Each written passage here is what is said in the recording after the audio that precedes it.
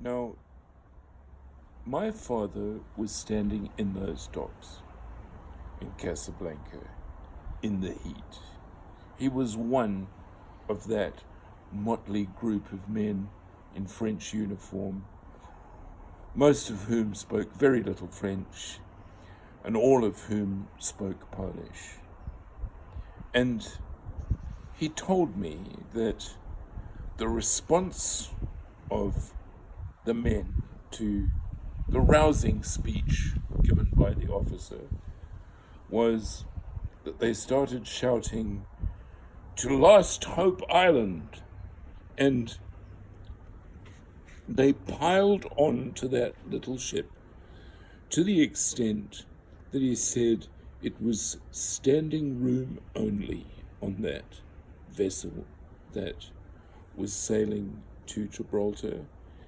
And they encountered quite a difficult voyage in rough seas where it wasn't actually certain that the little ship would get to Gibraltar.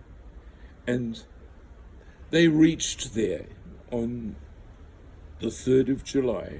He says he knows it was the 3rd of July because as they sailed into Gibraltar Harbour, emerging from the harbour came the great battleship, the doomed battleship, HMS Hood, which was sailing out to go and destroy on the 4th of July the French fleet that was harboured at Mer el Kebir.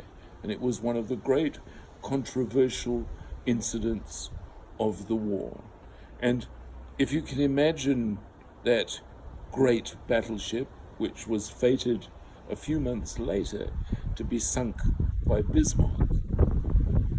If you can imagine that great battleship sailing past that small group of awestruck soldiers and flyers, then you can picture a moment where controversy was going to be the result, and where some 400 or 500 more Poles were going to fight for Last Hope Island, as they termed Britain.